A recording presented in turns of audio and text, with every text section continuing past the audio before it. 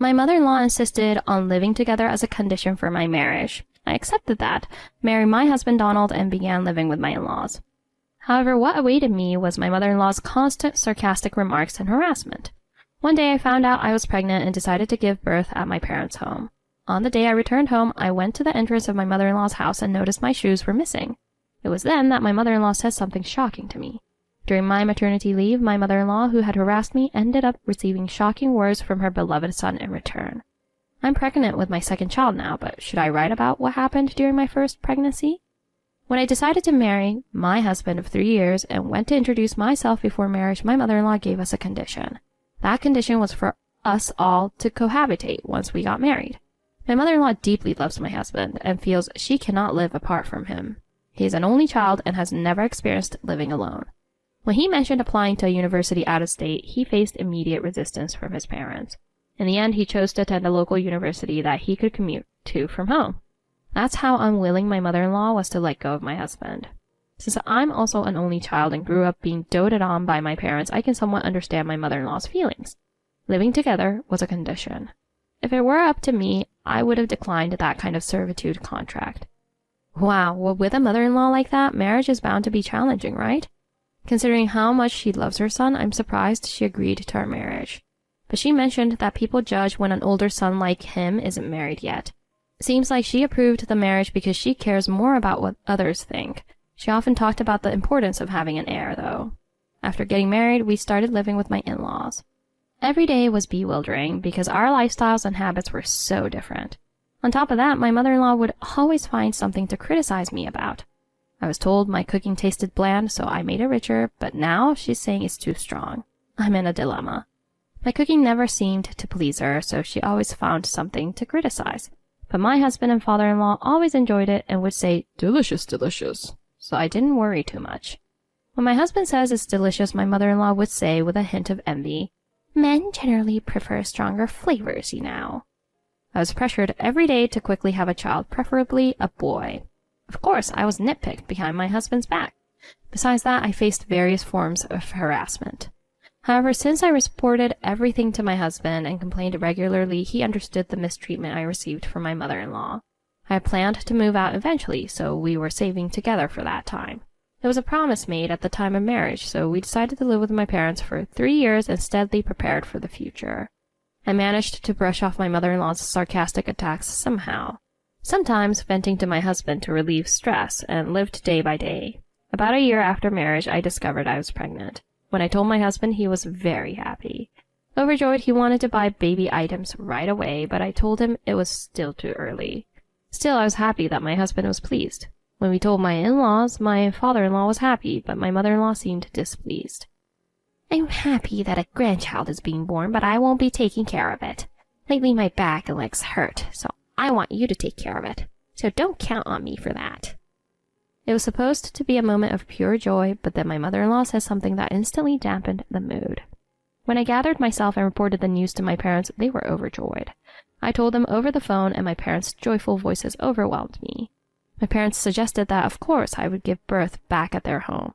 I asked my parents to take care of me, thinking it would be better that way, given my mother-in-law's attitude earlier. Although it was after the fact, when I told my husband that I would be going back to my parents' house to give birth, he agreed that it was a good idea. When I told my parents-in-law about the plan, my father-in-law agreed, but my mother-in-law was furious. "It's my grandchild, so why are you raising it at your parents' house?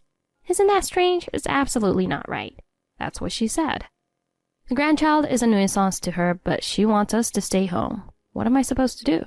But this time, I didn't intend to back down, so I insisted on returning to my parents' house to give birth. For my mother-in-law, a rebellious daughter-in-law isn't cute, so she got even angrier. My husband sided with me, so he supported me, and managed to calm my parents-in-law down.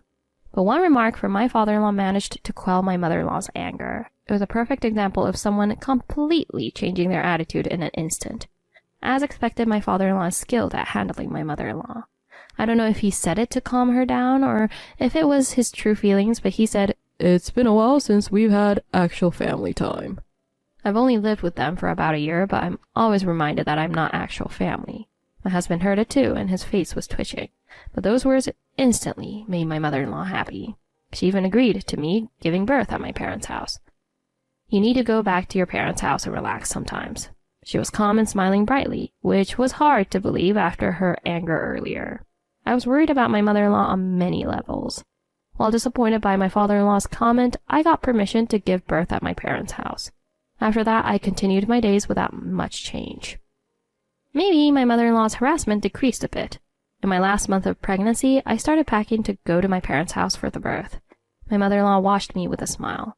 Feeling a bit creeped out, I picked up my luggage and called out to my mother-in-law before heading to my parents' house, but my shoes that I left by the door were missing. Thinking I might have put them away, I opened the shoe cabinet, but they weren't there. None of my shoes were there. While I stood in the entrance, unable to understand the situation, my mother-in-law spoke to me. "Michelle, your shoes were dirty, so I threw them all away. We need to keep the entrance clean or it'll bring bad luck." What? What is she talking about? It took me a moment to understand my mother-in-law's words. No, I couldn't possibly understand. "Mom, you didn't need to throw them all away just because they were dirty. Why did you throw them away?" "Because your shoes are dirty and smelly. There's no point in keeping garbage, so I had to throw them out." Dirty? Smelly? Even the sneakers my husband bought me because they looked comfortable when we went shopping for baby supplies were thrown away. I just started wearing them today. What do you mean by dirty? There were even shoes that I just started wearing today, right? I haven't even worn them once. "Did I see such shoes? I don't know, maybe you're mistaken?" My mother-in-law denied it after saying she threw them away. "No need to thank me. Come on, hurry up or you'll miss your train." Without any sign of remorse, I was pushed out of the entrance barefoot by my mother-in-law. Then I heard the sound of the entrance being locked. I didn't have the house key, so I couldn't get back in. I rang the doorbell several times, knocked on the door, and shouted to be let in, but there was no response. I thought of at least getting my slippers, but they were put away. The back door was also securely locked. I gave up and decided to go back to my parents' house barefoot. I thought about buying shoes somewhere, but there were no shoe stores on the way to the station. So there I was, a barefoot pregnant woman dragging a suitcase down the street. Almost everyone I passed turned to look at me. I was embarrassed, but looking down made it worse, so I held my head high and walked confidently, as if to say this is perfectly normal. When I got near the station, my phone rang. It was my father.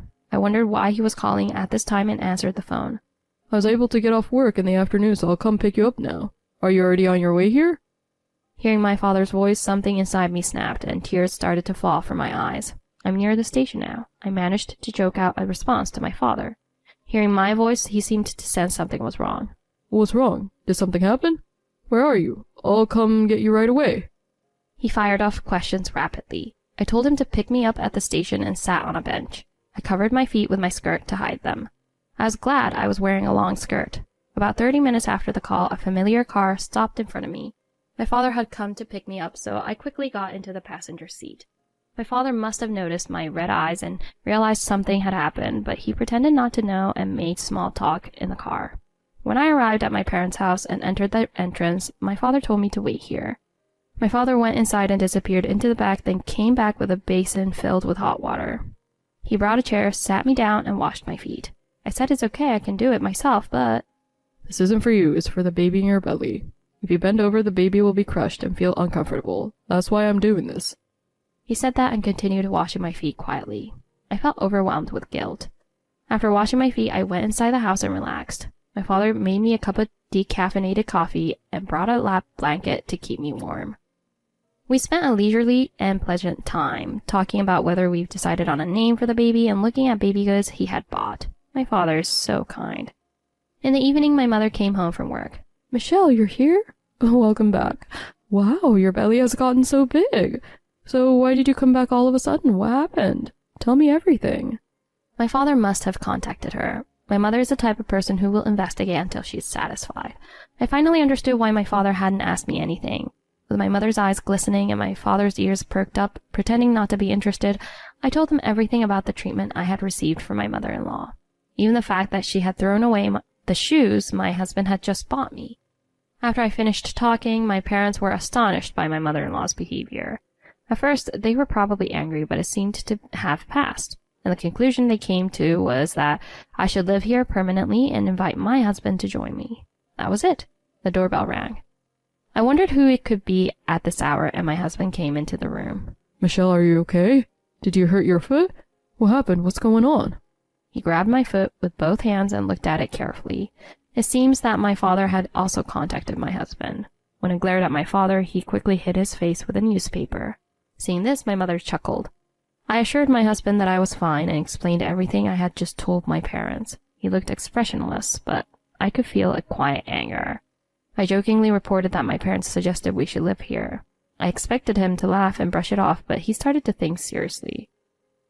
Well, and joking aside, when I started to say that, my husband turned towards me. Yeah, let's do that. Dad, Mom, I appreciate everything you've done. Are you sure about this? Is it really okay? We're thrilled, though. My mother and father look happy at the unexpected answer. Are you sure you want to do this? Won't your mother be upset? It doesn't concern Mom. I want to be with Michelle and our child who will be born soon, and I've been thinking about this for a while. My husband said this and started talking to my parents about something. I was excluded, so I decided to take a bath. I'm curious about what they're talking about. Wow, my husband moves quickly. For a husband, making such a quick decision means he must have had a lot on his mind until now. After getting out of the bath, I enjoyed the dinner my mother had made leisurely, but my husband had to return home today to bring luggage from his parents' house. The next day, my husband arrived home with a large amount of luggage. I helped him unpack, thinking he's really set on living at my parents' place. I brought all the necessary belongings, so we don't have to return to that house anymore. And yes, he said, handing me a paper bag. When I looked inside, there were shoes that my husband had bought for me. Those shoes were brand new, so it seems my mother kept them to wear herself. I found them when I was searching for something, so I brought them with me. I thanked my husband for retrieving the shoes, even if it was by chance. It was a gift from my husband, so I couldn't give up on them. After tidying up some of the luggage, my husband started making a phone call. I could hear voices leaking from my husband's smartphone. The other person sounded like my mother-in-law. Oh, what's wrong? Are you being taken advantage of again by Michelle? What does she think of my precious son? Next time I need to give her a little lecture. I thought about saying loudly, "Can you hear me, Mom?" But I held back because my husband was on the phone. Hey, Mom. Michelle and I won't be coming home anymore. Huh? What? Wait, is this some kind of joke? Oh no, you can't fool me. Enough joking. What would you like for dinner tonight? Since Michelle isn't here, we can have a quiet family meal. How about sushi? It's been a while. I could hear the conversation clearly, and it stirred up mixed feelings inside me. So we won't be coming back home anymore. I'm cutting ties with you guys. Can't you just let it go? I couldn't help but exclaim in surprise as I listened from the side. Cutting ties. This is the first time I've heard about it. You mentioned you had something on your mind, but was it this? Hey, what are you talking about? Even if you say you'll cut ties, you can't just sever the bond between parent and child. Her voice sounds urgent. Hey, do you even realize what you've done? I can't believe that someone who hurts my loved ones is part of my family. Oh no, my heart flutters at my husband's words. My emotions are in turmoil between feeling confused and fluttering with excitement. Afterwards, my husband and mother-in-law continued to argue about something, but I was exhausted from fluctuating emotions. Eventually, my mother-in-law got angry again, and the situation got out of hand, so my husband hung up the phone. My husband looked worried as he saw me exhausted beside him. Even though I said I was fine, I ended up getting a fever afterwards. It's probably a stress-induced fever, formerly known as stress-induced hyperthermia. My emotions were shaken up and took quite a hit. Am I okay? Since I'm pregnant, I should avoid stress. Thank you for worrying about me. I was fine the next day after recovering. After my husband called his mother, we received a message from my father-in-law, and a family meeting was scheduled at their place for another day. Because my due date was approaching, I couldn't attend, so only my husband went. And then my husband returned, having cut ties with my father-in-law. We're not going back to that house anymore. Our belongings were all brought to my parents' house, so there was no need to return, but I checked with my husband if that was really okay, and he was firm in his decision. Also, it seems he had been thinking about this for quite some time and was waiting for the right timing. Actually, my father-in-law was cheating. My father-in-law is currently in a relationship and wishes to marry the other person. It seems my father-in-law took an unapologetic stance and confessed to his affair during the family meeting. My husband was aware that my father-in-law was cheating, and my mother-in-law already knew. Therefore, when my husband said he would no longer have anything to do with his parents, cut off all contact with his family, and asked them to pretend he was never born, it seems my father-in-law became very angry. When my husband calmly explained why he had come to such a decision, my father-in-law then started to get angry at my mother-in-law. He began blaming her for poor upbringing and behavior, launching a one-sided attack on my mother-in-law. Despite my husband trying to calm the situation, my mother-in-law also expressed her dissatisfaction with my father-in-law, and their argument escalated into a fight. With things escalating beyond discussion into a fight between the two of them, my husband left and came home. And then another surprising story came from my husband's mouth. He said he plans to become adopted by my father and legally change his surname to my maiden name. Apparently, this was what he had discussed with my parents recently. After receiving the news from my husband, my mother-in-law called me. She pleaded with me to somehow persuade my husband. "Michelle, I'm sorry for everything that's happened so far. Please don't take my son away from me. Don't monopolize him, please. Could you persuade him to come back home properly? Could you tell him I'm not angry at all? Everything's fine?" Even though you're apologizing, you're really not. It feels like you're saying I'm the one at fault. That's why I think you're being cut off by your beloved son. I just heard from my husband too, and I'm wondering why this is happening. Oh, I see. Your heart is dirty, isn't it, Mom? That's why you've been cut off by your beloved son, isn't it? Dirty things should be thrown away, right, Mom? Something stinks even over the phone, so I'll leave it here. It seemed like she was saying something, but I hung up the phone. Next to me, my husband is stifling with his laughter. Hey, Michelle, that's mean. My husband couldn't help but burst out laughing. But I wanted to retaliate a little, you know. It was about as powerful as a cat punch, though. It was a good effort for you, Michelle. I tried my best to insult my mother-in-law, but since I'm not used to saying such things, I realized it was weak. But I consoled myself by thinking that what my beloved husband did was a big blow to her, so maybe this much is just right. I mean, I told her not to contact the family either, but she broke that rule immediately. That's why it's no good. Michelle, you can block my parents' phone calls. There's no need to deal with them anymore. If anything happens, I'll be a wall for you, so don't worry about it. My husband's kind words made me feel ticklish and embarrassed, so I moved a bit and clung to his back to hide my face. He teased me a bit for it, but didn't seem to mind. I suddenly felt a gaze and looked towards the door where my father stood. Dad. Noticing my father's presence, I froze as well. Well, I wanted to talk to your husband. It seems like my timing was bad. Sorry. Saying that, my father closed the door. After that, I was so embarrassed, I was in agony with my husband. If I could erase it, I would want to erase that memory, yes. I was appalled by my mother-in-law's condescending phone call.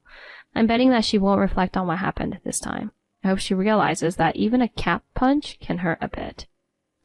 Dad's timing. After that, my husband was adopted by my father and became his son-in-law. We finished the procedures for the name change, and I also successfully gave birth. Our healthy baby boy was vigorously kicking his legs and arms. My husband and parents always had soft smiles when they looked at our son. Our son has grown quickly and now loves crawling around and poking at people. I talked with my husband about how we can't stay at my parents' house forever. We told them that we plan to rent a place nearby and live as a family of 3. They asked if we could continue living together here, and we agreed humbly. I immediately agreed with my husband to an unexpected offer from my parents. My parents seemed to have various strategies on how to keep us in this house with them, but in the end they simply asked us directly while laughing about it. So now we're going to start living together at my parents' house. While living at my parents' house, I feel relaxed and unrestricted, but I worried that my husband might find it stressful, having to be mindful of various things. Yet compared to when we lived at my in-laws, we talk more and laugh together often. Living at my parents' house made me feel like my husband could be himself more. I often recall how tired my husband looked when we lived with my in-laws. If we had continued living with my in-laws, perhaps our family might have been crushed. Thinking about this, I can only feel gratitude towards my husband's actions and decisions. Now I'm living happily with my husband's son and parents. After that, my in-laws ended up divorcing and my father-in-law moved out to marry his affair partner. My mother-in-law was forcefully kicked out of the house after they sold the home they were living in. With nowhere else to go, my mother-in-law returned to her parents' house, where she lived as she pleased. This angered her sister, who also lived there, enough to kick her out. I suspect my mother-in-law did something to provoke her, given her usual behavior. Afterwards, she apparently moved around among relatives' houses, but got kicked out everywhere and now works and lives elsewhere in another state. My father-in-law remarried and seemed happy, but I heard he's being pressured for money by his new spouse's children, despite them being grown and having families of their own. He complains to neighbors about being asked for money every now and then. It seems he doesn't hold back because he wants to make a good impression on his new spouse, but if the situation continues, he'll likely be penniless in no time. The day when my father-in-law divorces again might be near. That's all I can report for now. Thank you for your attention.